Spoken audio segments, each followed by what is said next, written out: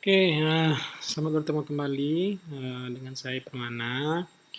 Pada pertemuan ketujuh ini di mata kuliah Ekonomi Publik, kita akan membahas tentang aktor, eh, perilakunya, dan indikator dalam ekonomi publik. Ya.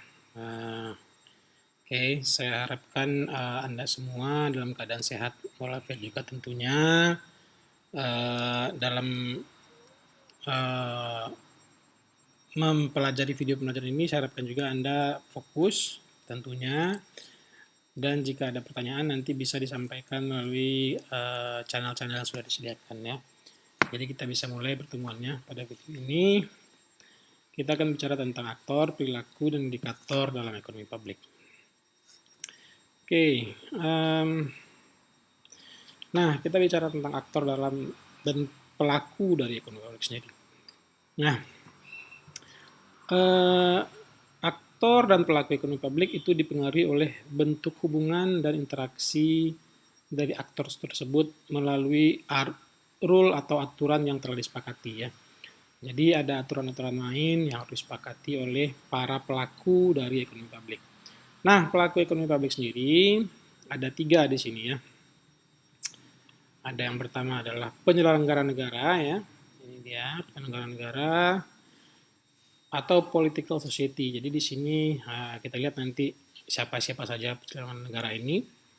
Kemudian pelaku yang kedua adalah kelompok dunia usaha atau business society. Ya. Nah ini kelompok yang kedua. Dan kelompok yang ketiga adalah masyarakat madani atau civil society.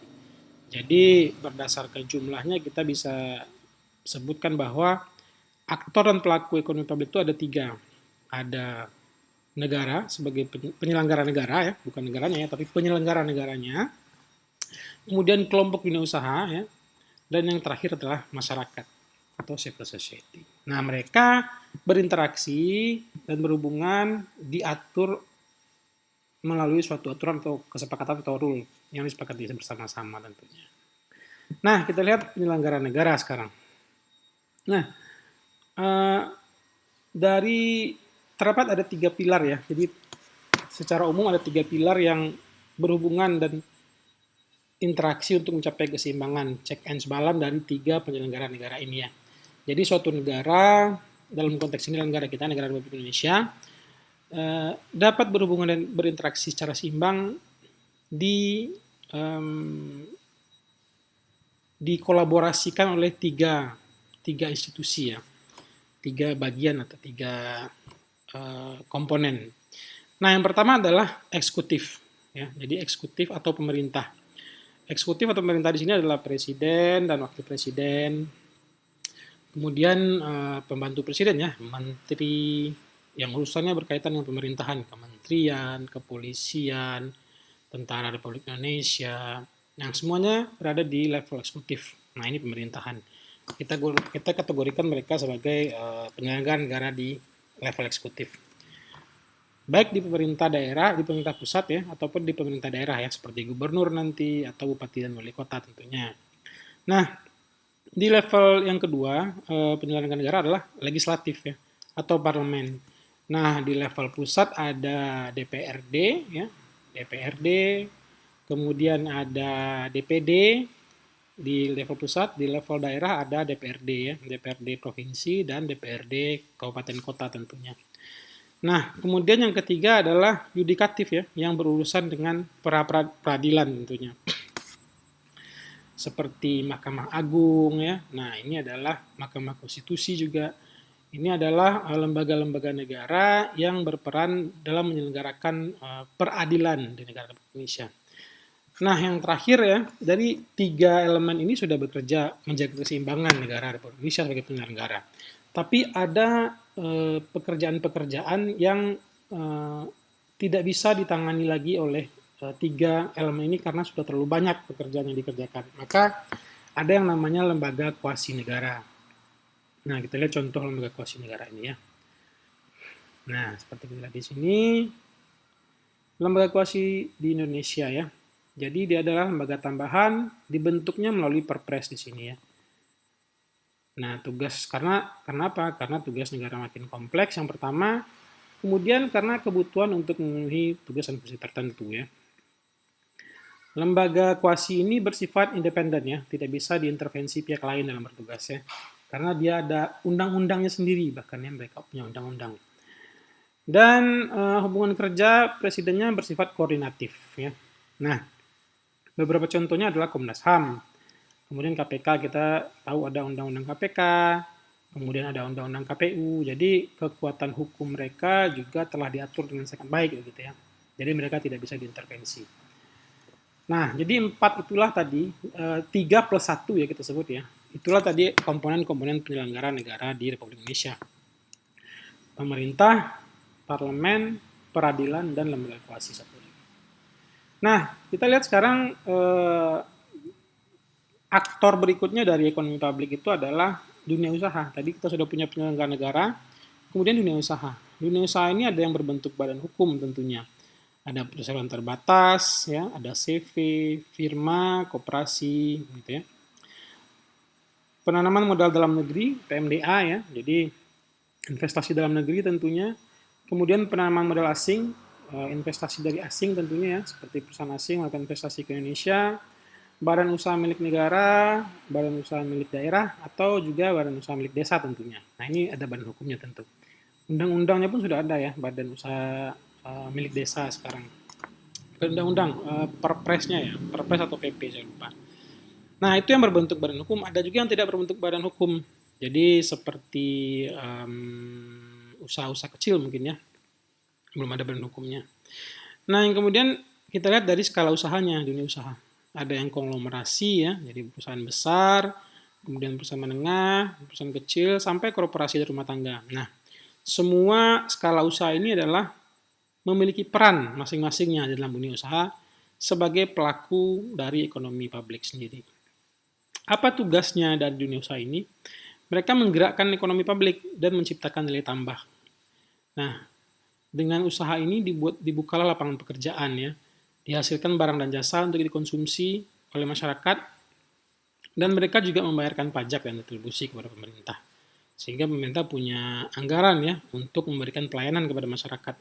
Nah, jadi itu salah satu peran dari dunia usaha dalam ekonomi publik, sebagai aktor dalam ekonomi publik. Nah, yang ketiga, masyarakat madani atau civil society. Masyarakat madani tidak terlalu terlihat perannya, tidak terlalu terlihat seperti tadi ya. Pemerintah itu berperan sekali dalam membuat undang-undang, contohnya tadi. Perpres, undang-undang, peraturan pemerintah, peraturan presiden, peraturan menteri, gitu ya. Peraturan bupati, wali kota, peraturan daerah, itu dibuat oleh penyelenggara negara untuk mengatur ya, atau membuat kesepakatan rule lah yang disepakati oleh aktor-aktor dari pelaku dari ekonomi publik sendiri. Nah, itu perannya pemerintah. Perannya dunia usaha adalah membuat lapangan pekerjaan, menciptakan pekerjaan, memberikan kontribusi kepada APBN, memproduksi barang dan jasa, mengkonsumsi barang dan jasa juga tentunya. Di dalam konteks dalam ekonomi publik. Nah, bagaimana dengan masyarakat madani? Perannya tidak terlalu terlihat ya, masyarakat madani ini. Mereka adalah yang kelompok yang concern ya, peduli terhadap hak-hak publik. Nah, masyarakat madani mewakili kepentingan masyarakat luas, baik itu konsumen atau produsen nanti. Jadi nanti kita lihat juga konsumen dan produsen ini tentu keinginannya bertolak belakang ya. Konsumen tentu pengen barang dengan harga murah, dengan kualitas terbaik. Produsen tentu pengen menjual dengan harga mahal, mungkin dengan kualitas yang ya kalau kita bilang barang mahal tentu kualitasnya, barang murah tentu kualitasnya begitu baik gitu ya. Nah, bentuknya seperti apa masyarakat madani ini? Ada LSM, NGO, asosiasi profesi, perguruan tinggi, dan organisasi massa. Nah, si masyarakat madani ini mereka kritis terhadap peran pemerintah dan dunia usaha. Jadi mereka akan mengkritisi kebijakan pemerintah jika kebijakan itu tidak mensejahterakan masyarakat.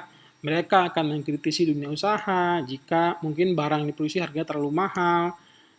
Nah, mereka juga akan mengkritisi bila lapangan pekerjaan itu sangat sedikit, pengangguran tinggi, kemudian tidak ada keadilan, penegakan hukum tidak baik, gitu ya.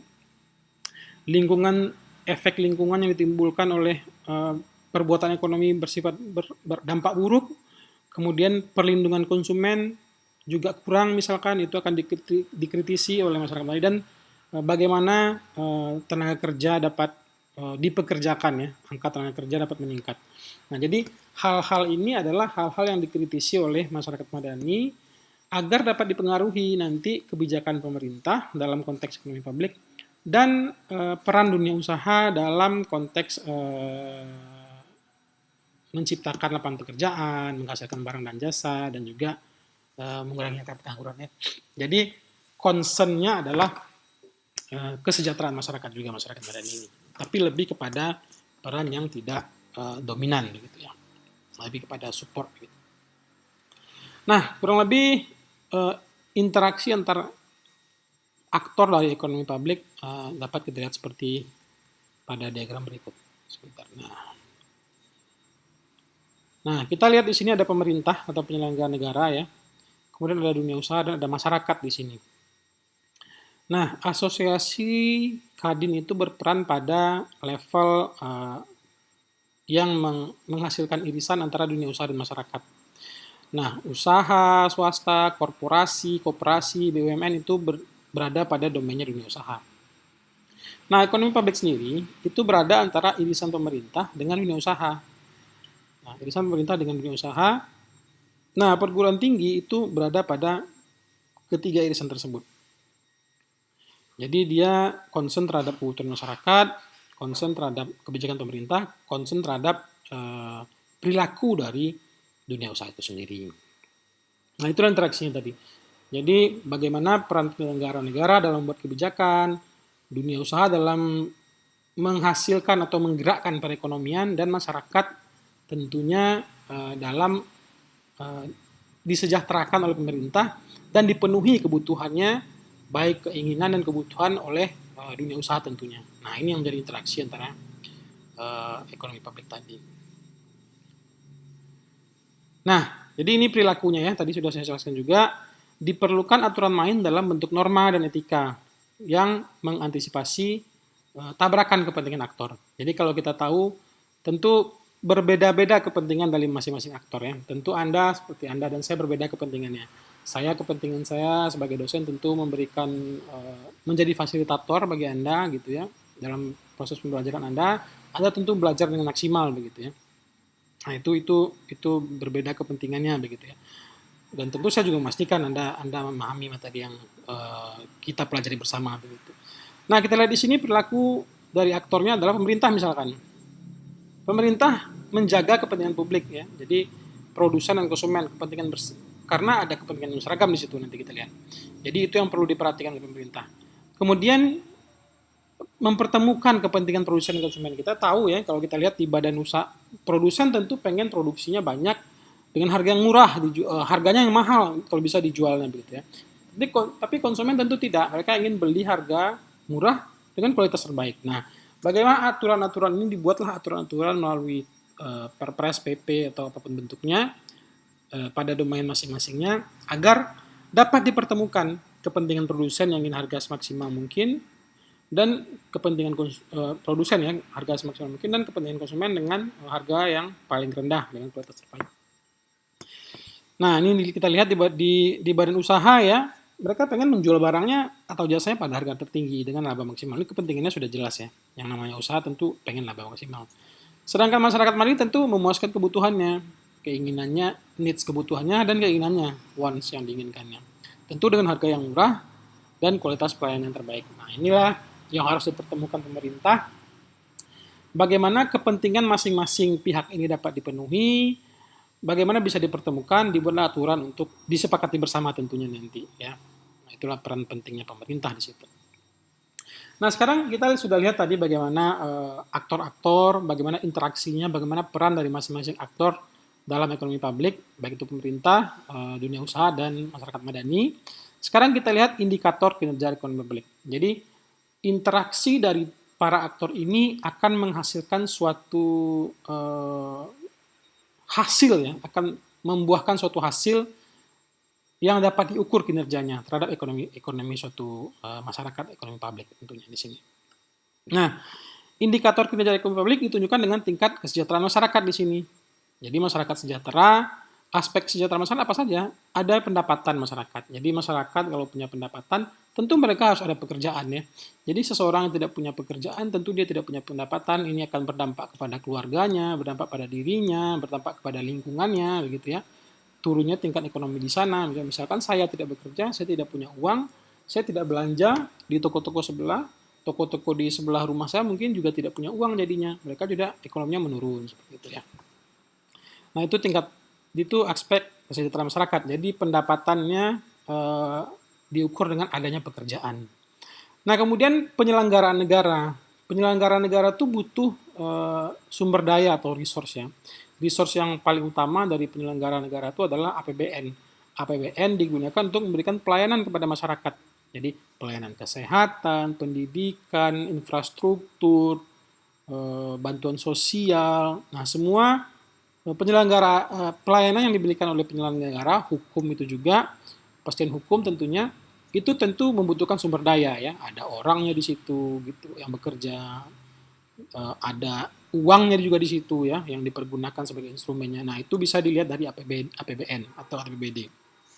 Bagaimana APBN dibuat undang-undang setiap tahun dan itu akan menjadi indikator juga nanti untuk mengukur bagaimana kesejahteraan masyarakat nanti.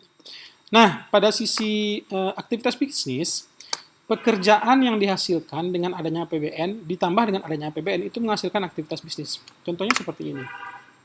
Pemerintah membuat suatu bantuan misalkan ya kepada misalkan saya punya usaha membuat konveksi baju pakaian lah misalkan begitu ya.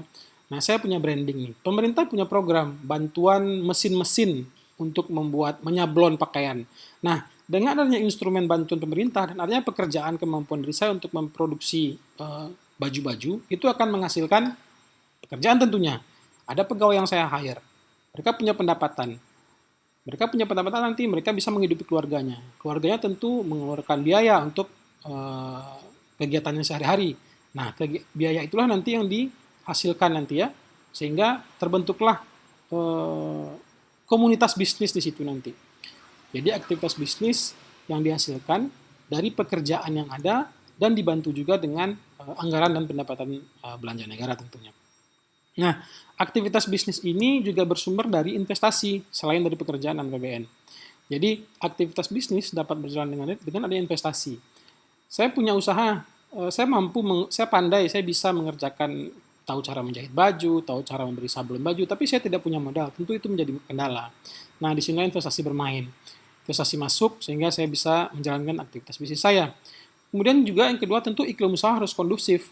Kalau barang-barang pokok untuk menjahit baju misalkan benang terlalu mahal, kemudian cat untuk sablon pakaian terlalu mahal, tentu ini mengurangi kemampuan saya untuk melakukan aktivitas bisnis saya. Produksi saya yang tadinya tinggi tentu tidak bisa lagi tinggi. Pegawai yang tadinya banyak tentu berkurang jadinya. Nah, ini juga iklim usaha kondusif juga menjadi faktor dari aktivitas bisnis yang dapat berjalan gitu ya. Nah, jadi selain indikator kinerja ekonomi publik yang tadi, kita lihat sekarang pada jadi kesejahteraan masyarakat begitu ya, indikator kinerja ekonomi publik. Nah, kesejahteraan masyarakat sendiri dapat dilihat dari pendapatan. Nah, sekarang kita lihat indikator pendapatannya. Nah, pendapatan dapat dilihat dari dua aspek ya, tersedianya lapangan pekerjaan dan stabilitas nilai tukar begitu. Nah, pendapatan suatu negara atau PDB itu bisa diukur dari tingginya angka pengangguran gitu ya. Jadi negara yang tingginya angka pengangguran menunjukkan bahwa indikasi kinerja ekonominya buruk begitu. Karena apa? Karena tidak ada lapangan pekerjaan.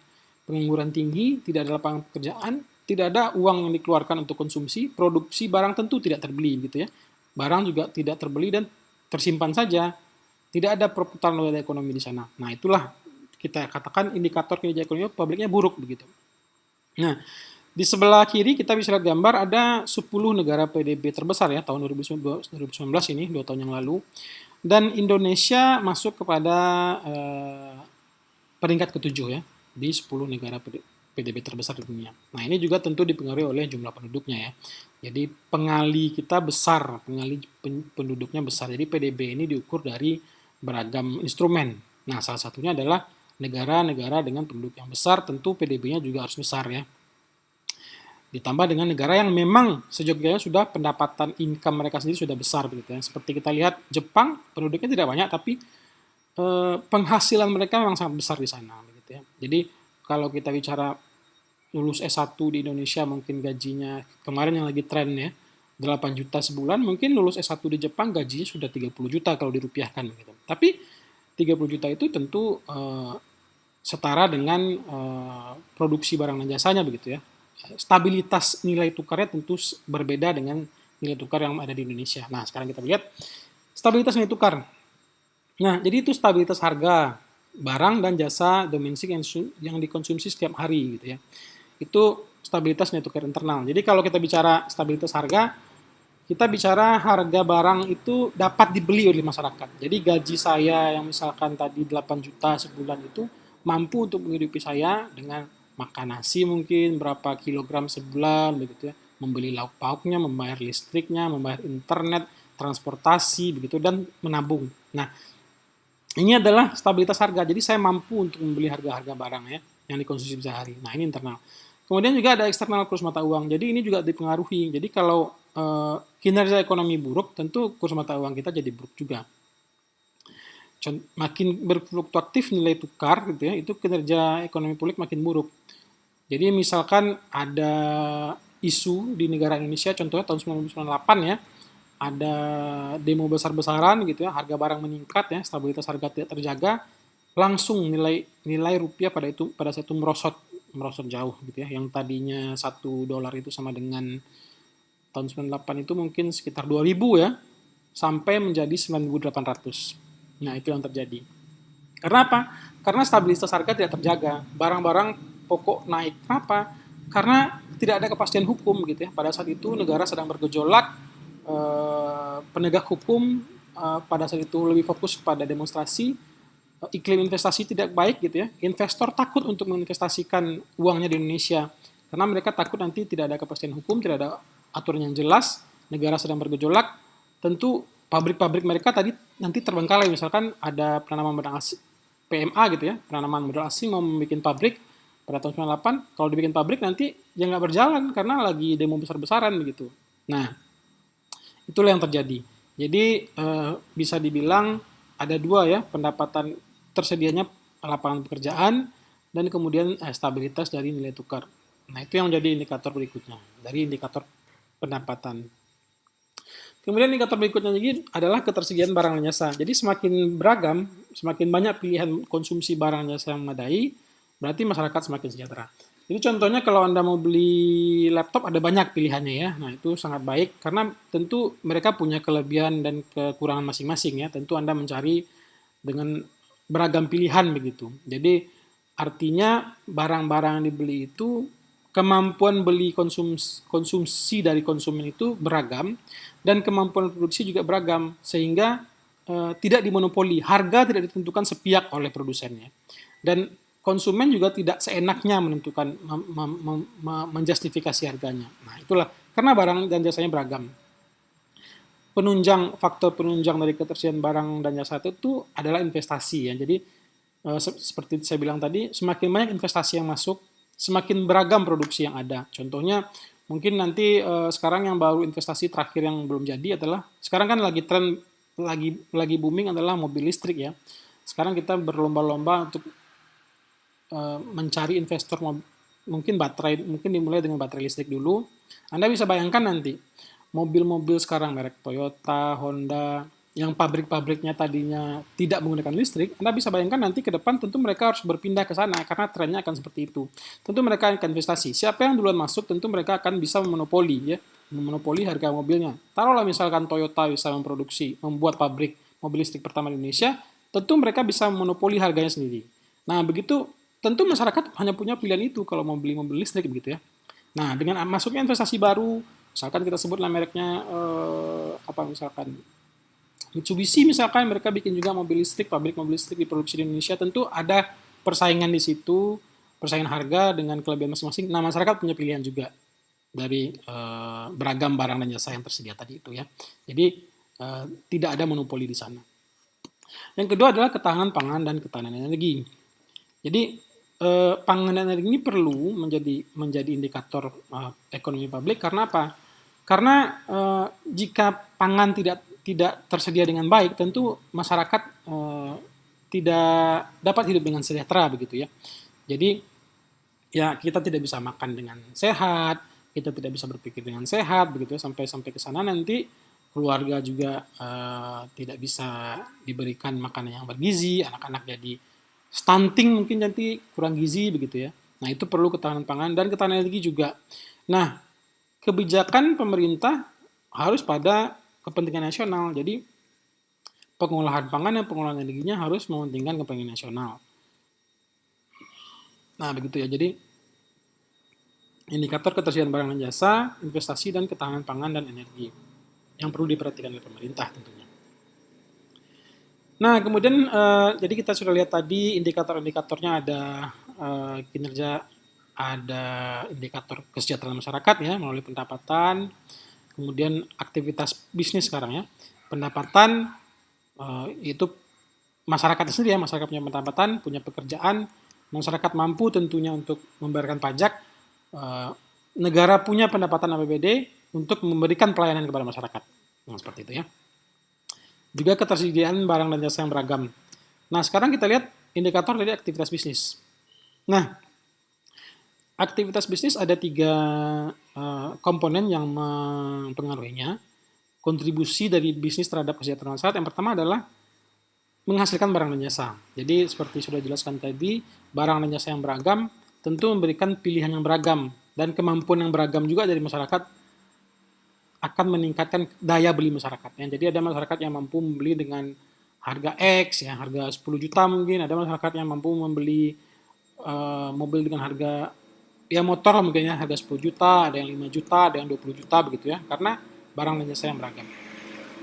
Kemudian juga bisnis itu menghasilkan lapangan pekerjaan ya. Jadi dengan adanya bisnis tentu ada pekerjaan di situ. Adanya pekerjaan tentu ada penghasilan ya. Ada penghasilan, ada konsumsi di situ nanti dan ada pendapatan juga pajak dari pekerjaan itu untuk diberikan kepada negara yang pada akhirnya nanti negara akan memberikan pelayanan baik itu berupa fisik ataupun non fisik ya.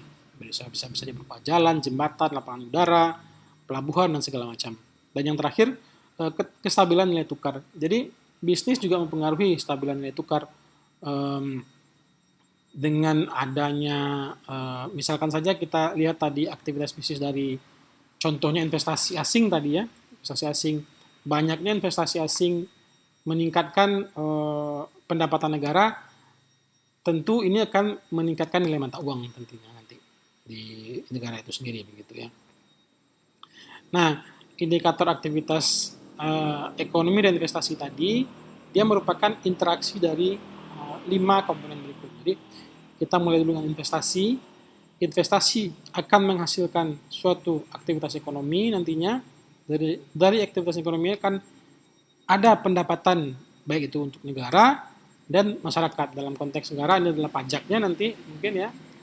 Dalam masyarakat tentu gaji ya, gaji pekerjanya dan itu memberikan daya beli untuk masyarakat atau si pekerja itu sendiri begitu.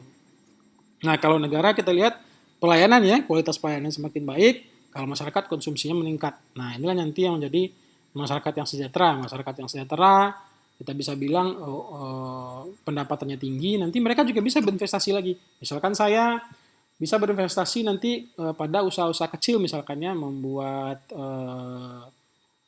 suatu toko kelontong mungkin ya. Nah, itu juga meningkatkan memberikan pekerjaan kepada masyarakat lain gitu ya. Nah, ini adalah 5 elemen yang saling mendukung dan menentukan menjadikan indikasi atau indikator aktivitas ekonomi dan investasi di ranah ekonomi publik tentunya. Nah, kemudian iklim usaha juga menjadi indikator dalam keberhasilan ekonomi publik. Jadi kepastian berusaha di situ ada hukum-hukum, ada hukum yang diberikan di sana ya, ada aturan-aturan yang jelas begitu ya, ada layanan yang baik begitu ya. Kemudian ada sumber daya juga, baik itu sumber daya manusia, sumber daya alam, sumber daya buatan yang tersedia. Kemudian ada sarana dan prasarana ya, jadi produksi barang ya seperti jalan, jembatan gitu ya, ataupun pelabuhan, jadi distribusi barang nanti bisa berjalan dengan baik tentunya. Kemudian pelayanan yang fasilitatif, transparantif, dan akuntabel dari birokrasi atau pemerintah di sini. Jadi kepastian hukum dan juga eh, fasilitas dan pelayanan dari birokrasi itu penting. Karena nanti dengan adanya informasi yang jelas, kepastian hukum yang jelas, dan sinkron atau sesuai dengan yang ada, jadi di undang-undang sudah ada peraturan seperti ini, tapi di level pemerintahan nanti di pelaksanaan teknis nanti berbeda, itu yang tidak boleh ya. Jadi kalau itu sudah sesuai nanti investasi jadi lebih meningkat tentunya ya, baik dari sisi domestik maupun dari sisi internasional ya, atau dari luar asing. Nah yang terakhir adalah insentif yang tepat dan adil. Jadi pada saat-saat sekarang misalkan insentif diberikan pemerintah untuk mendongkrak pertumbuhan otomotif ya, dengan menghilangkan pajak barang mewah atau salah satu elemen pajak lah di kendaraan, sehingga mobil yang tadinya harganya sekitar mungkin 500 juta bisa menjadi 300 juta begitu. Nah ini tentu meningkatkan daya beli masyarakat untuk membeli mobil. Dengan membeli mobil sangat banyak ya dampaknya pada perekonomian publik, pada servis mobil begitu ya, ada jasa servis mobil nanti yang bisa dipakai oleh konsumen mobilnya. Kemudian pajak terhadap negara, pajak BPKB-nya begitu ya di level pemerintah daerah. Kemudian konsumsi bahan bakarnya, kemudian retribusi parkirnya, kemudian retribusi tolnya. Jadi ada sangat banyak nanti dampaknya, salah satunya dari insentif penurunan pajak mobil yang diberikan pemerintah ya. Harapannya nanti seperti itu tentu. Nah inilah indikator iklim usaha yang terdiri dari 5 komponen ya. Nah harapannya nanti indikator yang terakhir adalah indikator berdayanya negara secara ekonomi, politik, dan sosial. Jadi dengan adanya pengelolaan negara yang baik nih oleh penyelenggara negara, baik itu di level eksekutif melalui program-programnya, level legislatif ya, menyediakan aturan-aturan yang jelas, dan level yudikatif melaksanakan peradilan dengan baik, tentu keberdayaan negara meningkat. Negara secara kemampuan mempunyai pelayanan yang prima, masyarakat juga merasakan manfaat tersebut, masyarakat juga tentu dapat menghasilkan atau dapat bekerja dengan maksimal begitu ya, sehingga mereka nanti punya pendapatan yang lebih baik begitu. Nah, pendapatan masyarakat lebih baik, pelayanan lebih baik, produksi dalam negeri meningkat, tentu nanti tujuannya agar negara menjadi negara yang mandiri, tidak terlalu membutuhkan impor lagi ya. Jadi produksi beras sudah tidak perlu diimpor misalkan, produksi garam tidak perlu diimpor lagi, sudah punya produksi dalam negeri sendiri dengan sangat baik, stok dalam negeri sudah cukup baik misalkan, melalui pengelolaan negara yang baik. Kemudian lapangan pekerjaan tersedia dengan layak, begitu lulus S1 nanti, begitu lulus kuliah, begitu lulus SMA, begitu lulus SMK, langsung ada pekerjaan-pekerjaan yang bisa dikerjakan oleh masyarakat, baik itu pekerjaan maupun itu berwirausaha ya, pekerjaan sebagai karyawan ataupun berwirausaha tentunya. Nah, negara mandiri nanti negara punya kedaulatan ya, punya kekuatan, sehingga nanti dia punya daya tawar dengan negara lain. Jadi karena kita tidak impor lagi, kita punya sesuatu yang bisa kita ekspor misalkan nih, kita bisa ekspor beras lah, swasembada beras misalkan di era Indonesia nanti, atau swasembada sawit ya, kita bisa impor sawit nanti ke luar negeri, kita bisa mungkin karena kita satu-satunya atau produsen sawit terbesar, kita bisa memberikan harga yang tinggi untuk sawit kita. Jadi industri sawit nanti menjadi industri prioritas misalkan, karena banyak lapangan pekerjaan di sana nanti, banyak dampak ekonomi yang baik di sana nanti. Nah, akhirnya negara kita menjadi negara kompetitif. Nah, ini yang diharapkan nanti dari indikator berdayanya negara secara ekonomi, politik, dan sosial ya. Nah, terakhir adalah indikator mikro dan indikator makroekonomi. Jadi kalau mikro ini kita melihatnya dari level pelaksanaan ya. Contohnya adalah penjualan yang dilakukan oleh suatu perusahaan. Kalau penjualannya meningkat, tentu ada bonus-bonus untuk karyawannya. Karyawannya mempunyai daya beli yang tinggi, konsumsinya juga tinggi nanti gitu ya. Kemudian pertumbuhan investasi usaha meningkat, tumbuh lapangan pekerjaan baru gitu ya. sehingga peningkatan penyerapan tenaga kerja. Kemudian produktivitas kerja juga meningkat ya, produksi barangnya banyak, dibelinya juga banyak, perputaran roda ekonominya bergerak dengan cepat, pendapatan negara juga meningkat, pelayanan masyarakat juga prima, gitu ya. Nah, yang juga dilihat dengan kelancaran arus kas, jadi tidak ada kredit-kredit macet di situ. Artinya memang ada pendapatan yang dihasilkan setiap bulan ya dari kegiatan ekonomi mikro yang dilaksanakan. Nah, kalau kita lihat dari sisi ekonomi makro, pertumbuhan ekonomi ya, jadi pertumbuhan ekonomi meningkat, misalkan pertumbuhan ekonomi kita meningkat dari kemarin, ya saya nggak tahu berapa sekarang, saya tidak mengikuti ya, jadi pertumbuhan ekonomi kita 5,2, 5,3 gitu ya, itu kan ada peningkatan walaupun 0,1, tapi itu dampaknya sangat luas terhadap masyarakat Indonesia. Kemudian juga PDB ya, sekarang PDB Indonesia diprediksi bakal menjadi negara dengan PDB 5 terbesar di dunia nanti ya. Kita kan sejajar dengan Amerika, India, Cina, Jepang atau Jerman nantinya. Kemudian tingkat pengangguran ya. Jadi tingkat penganggurannya rendah, seperti kita lihat, kita sudah bahas tadi di awal, itu mengindikasikan bahwa kinerja ekonominya berjalan dengan baik. Kemudian tingkat inflasinya juga rendah diharapkan. Jadi tidak ada inflasi yang terjadi karena harga-harga barang stabil ya. Nilai tukar juga stabil. Nah, indikator ekonomi mikro dan indikator ekonomi makro ini juga ya, menentukan indikator dari suatu ekonomi publik. Jadi kita sudah lihat tadi indikatornya ada kesejahteraan masyarakat ya, diukurnya dengan pendapatan. Jadi indikator kesejahteraan ekonomi masyarakat diukur dengan pendapatan, ketersediaan barang dan jasa, aktivitas bisnis, kemudian aktivitas ekonomi dan investasi, iklim usaha, keberdayaan negara, dan indikator makroekonomi dan mikroekonomi. Nah, jadi ini materi kita terkait tentang aktor, jadi perilaku dan indikator dalam ekonomi publik ya. Kita lihat aktornya tadi ada 3, ada 4 ya. Ada penyelenggara negara, baik itu eksekutif, legislatif, yudikatif, dan lembaga kuasi. Kemudian dunia usaha, badan hukum kah itu, ataukah itu tidak berbadan hukum. Kemudian masyarakat madani ya, civil society. Kemudian indikatornya adalah kesejahteraan masyarakat tadi, dilihat dari pendapatannya, iklim investasi, ekonomi, aktivitas bisnisnya, keberdayaan negara, dan indikasi mikro dan makroekonominya. Nah, begitulah bagaimana kita melihat peran dari masing-masing aktor dalam ekonomi publik. Jadi kita lihat sekarang ini bagaimana, nah sekarang, terutama sekarang ya, kita dilanda pandemi COVID, banyak sekali bisnis-bisnis yang tidak bisa berjalan dengan baik dikarenakan ada pembatasan sosial gitu ya. Pembatasan, misalkan rumah makan dikurangi kapasitasnya, itu tentu mengurangi pendapatan, bisa juga mengurangi pegawai. Nah, ini perlu pergerakan cepat dari pemerintah untuk membuat kebijakan yang dapat mensejahterakan atau mengembalikan pertumbuhan ekonomi sehingga indikator pertumbuhan ekonomi kita jadi lebih baik ya. Nah, mungkin itu dulu pertemuan kita untuk pertemuan 7 ini. Jika Anda ada pertanyaan atau yang ingin disampaikan, silakan disampaikan melalui channel-channel yang sudah disediakan. Untuk pertemuan berikut, pertemuan 8, kita akan adakan UAS ya. Silakan dipelajari materi dari pertemuan 1 sampai pertemuan 7. Demikian materi pertemuan 7.